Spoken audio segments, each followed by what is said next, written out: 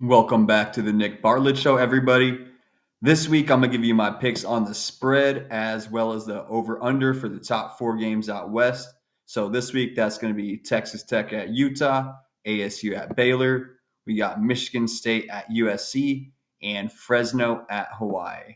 So I'm a senior writer here at Super West Sports and also at OregonSportsNews.com. Before we get any further, it'd be kind of sweet if you liked and subscribe, y'all. I'd appreciate it.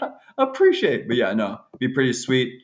And yeah, let's just get straight to the action. Let's get straight to football. So the first game we're going to be talking about this week is going to be Texas Tech at Utah. That's going to be Fox's big noon game. Obviously, yes, exciting matchup there. We obviously thought we knew something about Utah after their win against UCLA. We know nothing. UCLA has made me look bad in a number of ways this year. UCLA, wow, I don't know if anyone saw that coming. Me in particular, definitely not. So obviously, this is going to be the first real test for the Utes. Gotten off to a fast start, but again, haven't really played anyone good yet. This contest will prove an opportunity for Devin Dampier to showcase himself on the national stage. He's been solid for the Utes so far, throwing for 682 yards, 7 touchdowns, and no interceptions. He's also added 198 yards and 1 touchdown with his feet. As I tell everyone, I watched him single-handedly beat my Cougs last year. This was last year when we had John Mateer, so Dampier is for real. At least against my Cougs last year, you would think that he might have a little bit more experience, even though UCLA didn't turn out to be good, at least in the early season. It was a big game at the beginning, so do think that he should have a little bit more big game experience, but still, this is going to be the biggest one yet.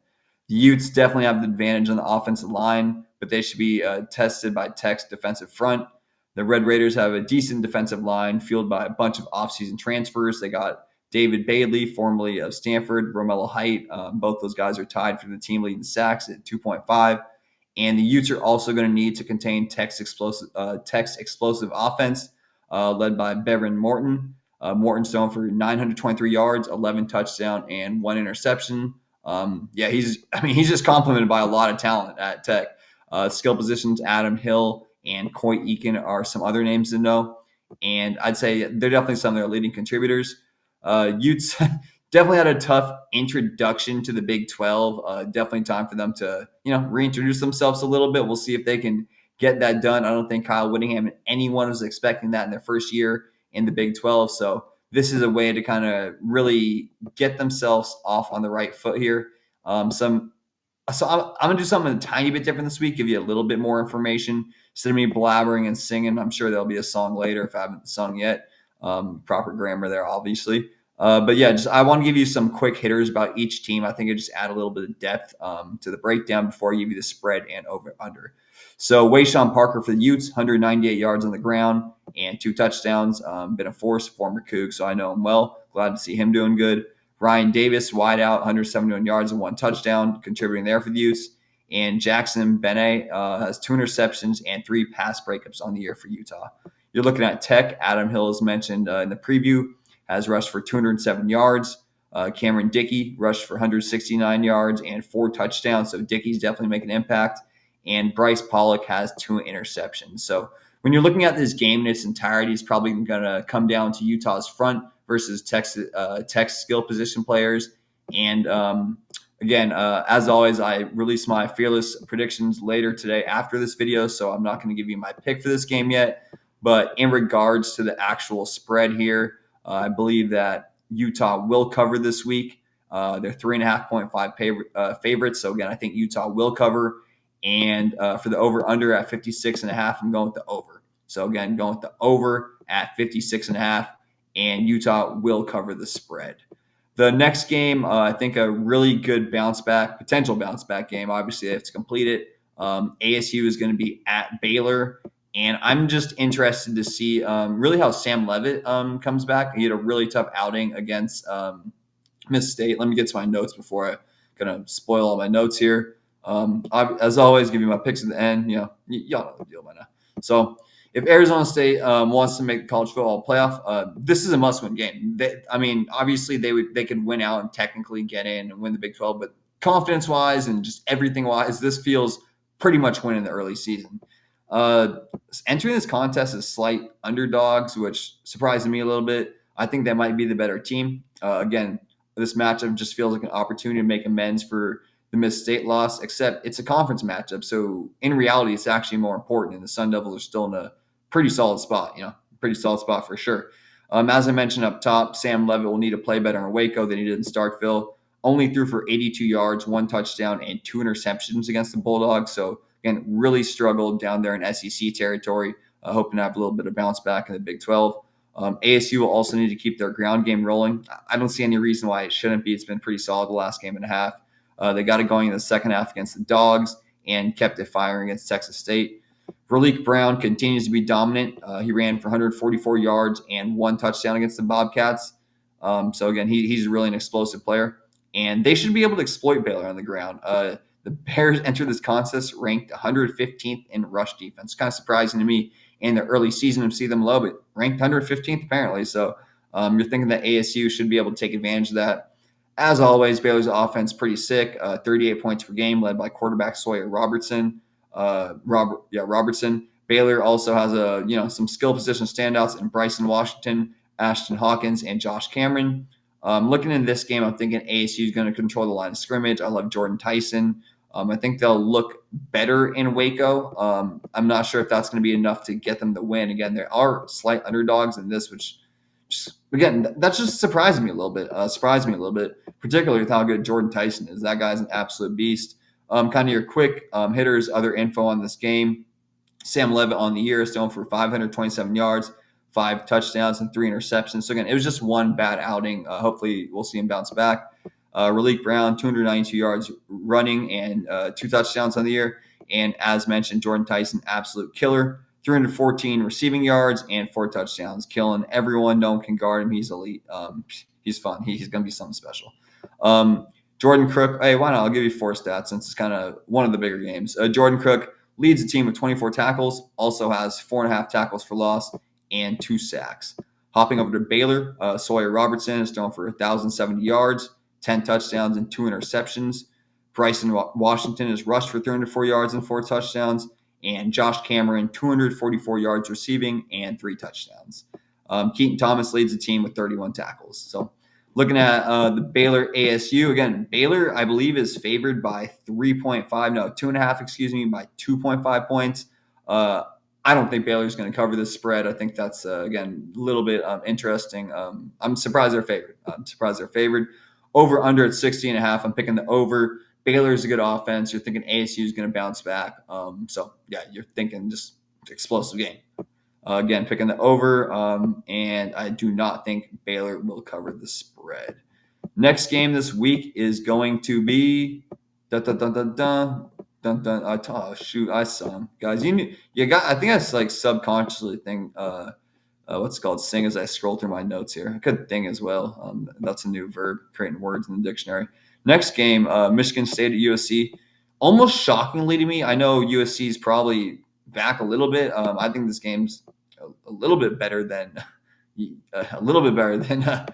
what they're giving Michigan State credit here for. But again, they're saying that USC is an 18.5 point favorite at home. 18.5 point favorite shocks me a little bit. Yeah, wow. So looking at this one, USC could be back this year, but a loss this Saturday ends that notion. Again, we're in the early season. People are getting kind of hyped about them. Maybe some people feel they got left out of the AP top 25. But bottom line, the Trojans enter this matchup with the 3-0 mark, including a sizable road victory against Purdue. Michigan State also enters this contest undefeated, but they've lacked consistency so far. They've really actually kind of, I don't want to say escaped some games. They haven't necessarily played too well. They barely beat Boston College. They didn't struggle, but they didn't play too well against a weaker opponent last week. Slipping my head maybe to my notes here. We're going to want to see we would expect more consistency out of the Spartans, even though they have struggled the last couple of years. So this, again, the Spartans haven't necessarily looked great in any outing. As mentioned, they barely squeaked by Boston College at home. The key in this matchup, I'm thinking, is for SC to score early points. After last season, they just want to keep their crowd involved, the Coliseum involved. No one expected it could have been expected. Maybe what happened to UCLA, Washington having a tough transition year. I don't think people expected it out of USC quite to falter out of the gate the way they did in the Big Ten. So again, just getting their crowd back on their side, keeping the hype train rolling, particularly with UCLA so down, you can even capture the market more than you already have it. So definitely want to get some early points and hopefully get a blowout here. Just for USC's sake. I'm talking a lot about the crowd here. Moving on to the actual players on the field. Jaden Maiava has gotten off to a hot start, going for 989 yards, 6 touchdowns, and no interceptions. He's also added 2 touchdowns on the ground. And this may prove a tough game for the Spartans because they're suffering from a number of injuries. You got Mekhi Frazier questionable, Nick Marsh questionable. That's a running back receiver combination. And a couple of linemen are all listed as questionable. The key for USC's defense is stopping Aiden Childs, he's made some mistakes in the early season, hasn't been perfect, but has also won some games. Has the ability to take over a game. If you're looking at the Boston College matchup, he combined for 5 touchdowns. And wideout Omari Kelly may need to make a few plays to supplement the injuries this week. Again, we're not necessarily who's going to be there and who's not, but they are going to need someone to supplement the offense. And what's the name there? Omar Kelly should be that guy. Or could be that guy potentially.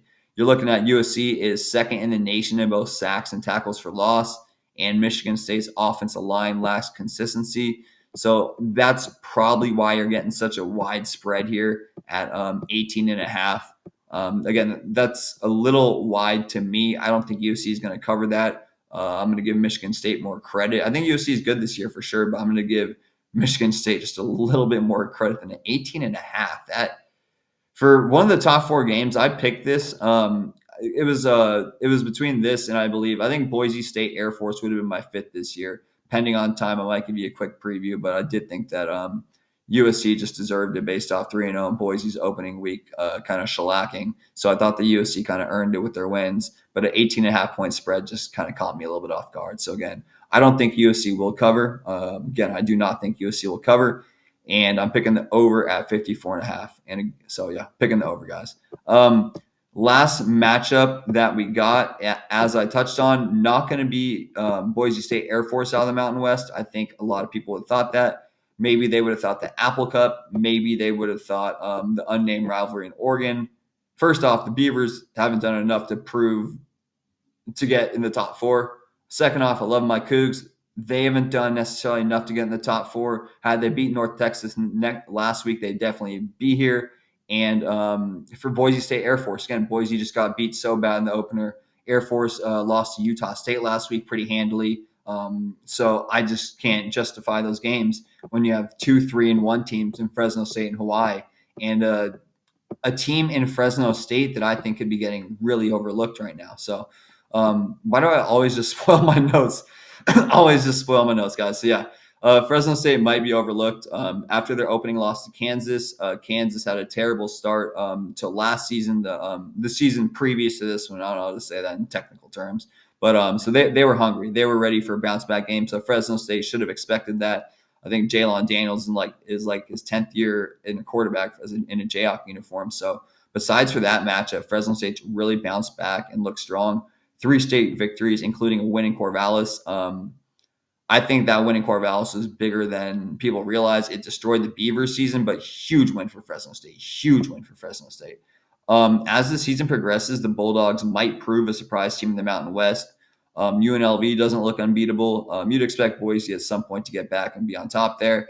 And San Jose State obviously isn't maybe not going to be as good as expected with the loss of Nick Nash. So Fresno State definitely has a legit shot here, but it all starts in Manoa. Fresno is slightly favored in this contest, but anything can happen in a rivalry game. I didn't know this was a rivalry, still not understanding necessarily why.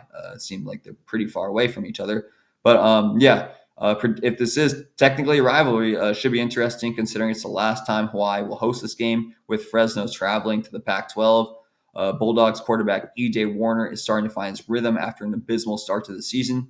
He's thrown for 716 yards, 4 touchdowns, and 5 interceptions. Just a couple of weeks ago, it was like 0 touchdowns and 4 interceptions. So glad to see that the son of Kurt Warner is finding his rhythm. EJ could always move the ball up and down the field, but was just struggling with that touchdown interception ratio in the early season.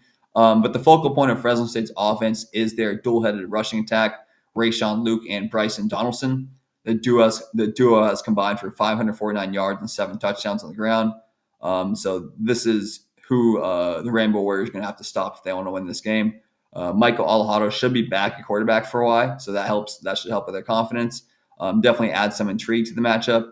Pofele Ashlock has been the best player on the offense for the Bows. He has 26 receptions, 235 yards, and 3 touchdowns. And the Bulldogs kind of fell off when Jeff Tedford stepped aside, but it feels like Matt Entz is bringing them back a little bit. It just feels that way to me. Obviously, it's going to start here, but this is a huge opportunity.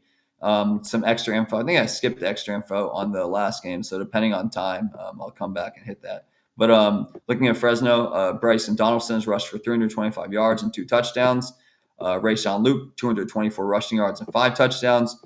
Jordan Pearson leads the team with 35 tackles. And for Hawai'i, Micah Alejado has thrown for 367 yards, 5 touchdowns, and 3 interceptions. Landon Sims leads the team with 156 yards rushing. And Jackie Johnson III leads the team with 3.5 sacks and is tied for the team lead with 3.5 tackles for loss. So looking at the over, under, and the spread for this game, I do not think Fresno State will, I do think Fresno State will cover the spread. They're favored by 2.5. I think they're a lot better than people realize. Good quarterback, 2 good running backs, and if the receivers, or if they can find a wideout, they should be pretty tough to beat going forward. Over under, going with the over. I think I picked the over on all 4 games. That's a first, so I guess it's just one of those weeks. So maybe I drank too much caffeine or something. But yeah, picking the over again here. And again, I do think Fresno State will cover the spread. That's pretty much all for this week. The Big Four. I don't think, again, the Apple Cup, the unnamed rivalry, the Boise Air Force deserves even kind of, they got to win a couple more games to some of those teams in those contests before they make my top 4. Again, just to be a complete nerd, even though we moved on from it. I just want to give you some extra info on the USC Michigan State matchup. I know USC is favored by a whole bunch, but there were some cool stats. It's a little late, so if you want to forget this, whatever. But I think there was a really notable stat about Eric Gentry that I wanted to make sure to include because I love Gentry and he's killing it. It's the first time I really took a look at his stats this year, and it was a little something special. So kind of just some final filler information before I get you out of here, guys. Again, I'm kind of a nerd if you haven't noticed. I like talking football. I don't know why. It's just fun. It connects people. So yeah. But yeah, looking at the kind of fun facts, USC Michigan. Again, I picked the over in this game, and I did not pick USC to cover the spread. It was 18.5. But just for the fun stuff here, Waymon Jordan leads USC, 286 yards rushing and 3 touchdowns. Makai Lemon leads the Trojans with 311 yards receiving and 2 touchdowns. And the stat I was waiting for, Eric Gentry leads USC in tackles with 21, tackles for loss 5, and sacks with 3. He's killing it. He's freaking beasting out there. Michigan State, Aiden Childs is throwing for 656 yards, 6 touchdowns, 1 interception. As I touched on in the preview, he can definitely take over a game. Mekhi Frazier leads the team in rushing with 206 yards and 2 touchdowns, but again, listed as questionable. And Jordan Hall, similar to Eric Gentry from Michigan State, leads Michigan State in tackles, TFLs, and sacks with 27, 3.5, and 2. So kudos to Jordan Hall and Eric Gentry making plays for their respective sides. And that's it for my nerdy information on the day. My quick final recap. I learned to actually put it all in one place, so I don't have to scroll and ramble on to get you guys out of here. So looking at the final recap, and I will do this real quick. We're learning, guys. We're learning. Utah will cover. Baylor won't cover. USC won't cover. And Fresno will cover. And again, I picked the over on all games this week, apparently. That's unique. But hey, why not? So thank you guys for watching the Nick Bartlett Show. I really do appreciate all your guys' love and support. If you like and subscribe, it would help me for sure. Just trying to, grow one day at a time here. All love. And yeah, just enjoy some football, guys. Have a great weekend. Enjoy football. And deuces.